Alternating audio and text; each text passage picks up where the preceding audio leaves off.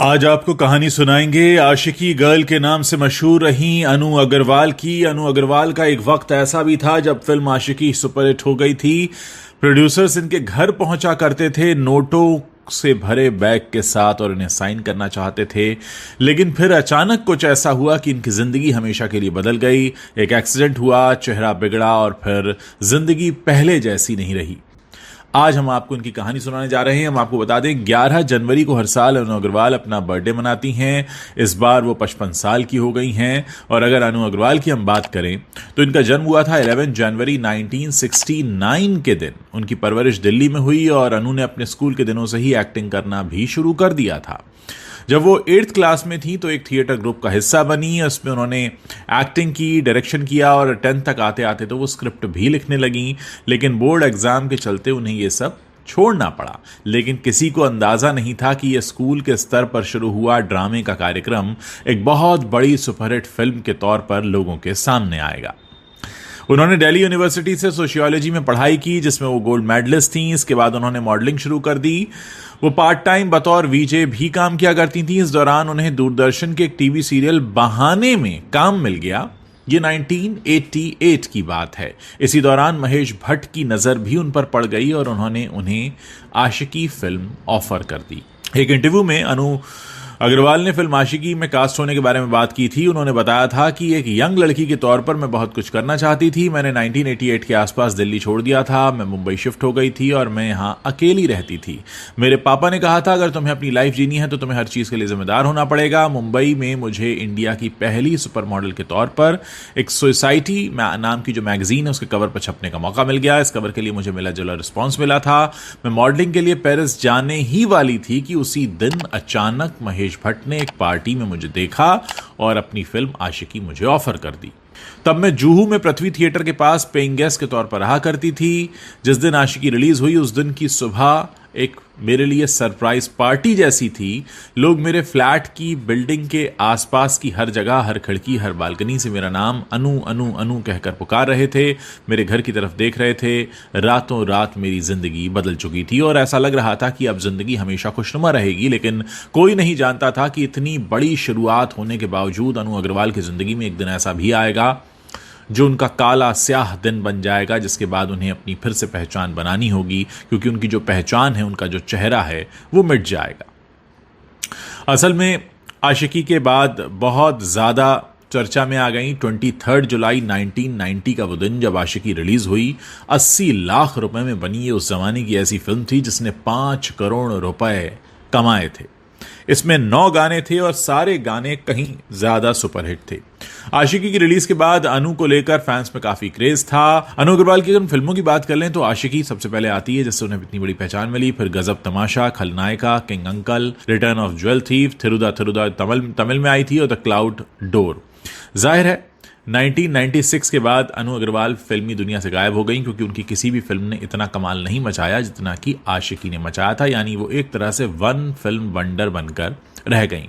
अनु ने इस बारे में एक इंटरव्यू में कहा था कि 1994 में मैंने फिल्में साइन करनी बंद कर दी थी। मैं विदेश चली गई थी और 1996 में एक हॉलीवुड एजेंसी मुझे साइन करने वाली थी। मैं बहुत एक्साइटेड थी, लेकिन मैं अपने सेल्फ डेवलपमेंट पर भी फोकस कर रही थी। इसलिए मैंने 1997 में Bihar school of yoga join कर लिया। उससे मेरी लाइफ ट्रांसफॉर्म हो गई। असल में 1999 में एक एक्सीडेंट हुआ अनु का, और जिसके बाद अनु की जिंदगी हमेशा के लिए बदल गई। मुंबई में एक रोड एक्सीडेंट हुआ जिससे अनु की लाइफ बदल गई पूरी तरह से। साथ ही करीब ये 29 दिन कोमा में रहीं। फिर अपनी यादाश्त इनकी चली गई, ये खुद को पहचान नहीं पा रही थी। एक तरह से 3 साल तक ट्रीटमेंट चला, कह सकते हैं कि पुनर्जन्म हुआ। और फिर वो मौका हुआ कि अनु खुद को और खुद की ज़िंदगी को फिर से शुरू कर पाएं। अनु कहती हैं कि यह समय मेरे लिए सिर्फ टफ ही नहीं था, बल्कि उस दौरान जीने और मरने का सवाल उठने लगा था। मैं कोमा में थी। सवाल रिकवरी का नहीं, बल्कि इस बात का था कि क्या मैं सर्वाइव कर पाऊंगी, और अगर मैं बच भी गई तो कहीं ऐसा तो नहीं कि मुझे पैरालिसिस हो जाए। ऐसा भी डॉक्टर्स ने अंदेशा जताया था और कहा यह गया कि 29 डेज, 1 महीने में 1 दिन कम, इतने दिन कोमा में रहने के बाद अनु बाहर तो आ गई कोमा से, लेकिन चमत्कार ही था, आधी बॉडी पैरालाइज हो चुकी थी, बेहद ट्रॉमा में थी। किसी ने नहीं सोचा था कि अपने पैर पर खड़ी होंगी, लेकिन ये पॉजिटिव बनी रही। ये कहती हैं कि जब मैं कोमा में थी तब मुझे बहुत अलग तरह के एक्सपीरियंसेस हुए, मुझे अंदर से भरोसा था कि मैं सर्वाइव कर पाऊंगी। मुझे याद है जब मैं कोमा से उठी तो मैं बिल्कुल एक न्यू बॉर्न बेबी की तरह थी। अनु कहती है मुझे कहा गया कि कॉस्मेटिक सर्जरी करा लो क्योंकि तुम्हारा चेहरा बिगड़ गया है। उस जमाने में कहा जाता था कि तुमने अपना जो मूल चेहरा है जिससे तुम्हें पहचान मिली थी वो कहीं खो गया है, तो क्यों ना तुम इसकी सर्जरी करा लो। उनका कहना है कि एक्सीडेंट के बाद मेरी कई सर्जरी ऑलरेडी हो चुकी थी और मेरी कई हड्डियां टूटी थी। मेरे बॉडी के प्रॉपर फंक्शन के लिए ज़रूरी था ताकि मैं सर्वाइव कर पाऊँ। कोई भी सर्जरी आपको ट्रॉमा तो देती है, लेकिन किसी तरह मैं अपने चेहरे में कोई बदलाव नहीं करना चाहती थी, इसलिए मैंने अपनी प्लास्टिक सर्जरी नहीं कराई। आशिकी से मिली कामयाबी के बाद अनु ने बॉलीवुड में दोस्त तो नहीं बनाए और ना ही उन्हें बॉलीवुड पार्टियों में कोई खास दिलचस्पी थी। वो एंग्लो इंडियन जैज म्यूजिशियन रहे हैं एक रिक, उनके साथ रिलेशनशिप में थी, लेकिन आशिकी की रिलीज के बाद उनका ये रिश्ता भी टूट गया। इस बारे में अनु ने एक बार कहा था कि हमारी शादी होने ही वाली थी, लेकिन बॉलीवुड में आने के बाद कई लिंकअप्स की अफवाहों ने हमारे रिश्ते को तोड़ कर रख दिया। हम अभी भी टच में हैं। अब उनसे पूछा गया कई बार कि क्या आपको सिंगल रहने का मलाल है। इस पर कहती हैं हाँ, कुछ मौक़ों पर लगता था, लेकिन फिर मैंने सेल्फ लव प्रैक्टिस किया और साथ ही मैं फाइनेंशियली और इमोशनली अब इंडिपेंडेंट हो चुकी हूँ। जब मैं टीनेजर थी तब लगता था, और योगा ने मुझे सिखाया है कि आप इस दुनिया में अकेले आए हैं, अकेले ही जाएंगे, इसलिए बहुत ज़्यादा दूसरों पर निर्भर न रहें। 1996 से कुछ हिट फिल्में करने के बाद इनका वर्ल्ड टूर करने का मन हुआ और इनकी ये बात सुनकर इनके असिस्टेंट को ये लगने लगा था कि इस वक्त आप करियर के पीक पर हैं और सब कुछ छोड़कर आप दुनिया घूमने निकलना चाहती हैं, कहीं आपको कोई दिमागी खलल तो नहीं हो गया है।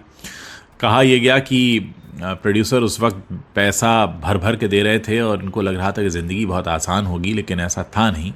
अनु कहती है मैं शुरू से ही बॉलीवुड टाइप की लड़की रही नहीं, मुझे कभी कामयाबी के पीछे इतना भागना नहीं था। आजकल सब कान फिल्म फेस्टिवल की बात करते हैं और मैं तो उस ज़माने में अपनी फिल्म द क्लाउड डोर का शोकेस कर चुकी हूँ कान फिल्म फेस्टिवल में, जबकि मीडिया के ज़रिए लोगों को कान के बारे में इतना पता नहीं था। अनु अग्रवाल की कहानी बहुत लंबी है और वो यही बताती हैं कि एक बहुत लंबा अरसा उन्होंने एक सन्यासिन के तौर पर भी बिताया और उसके बाद ज़िंदगी ने उन्हें जितनी अलग अलग चीज़ें सिखाई हैं, उसके बाद उन्होंने 9 साल पहले एक योगा फाउंडेशन भी शुरू किया। 2.5 लाख लोग इनसे जुड़े हुए हैं। बहुत सारे लोग इनकी ज़िंदगी से सीखना चाहते हैं कि कई बार आप करियर के इतने चरम और मुकाम पर पहुंचते हैं, फिर वहां से किस्मत आपको नीचे फेंक देती है और आप फिर से उठते हैं और एक अलग तरह की मिसाल खड़ी करते हैं। कैसी लगी आपको अनु अग्रवाल की कहानी, हमें ज़रूर बताइएगा। और साथ ही अगर आपने अभी तक हमारे चैनल को सब्सक्राइब नहीं किया है तो आप इसे अभी तुरंत सब्सक्राइब कर सकते हैं।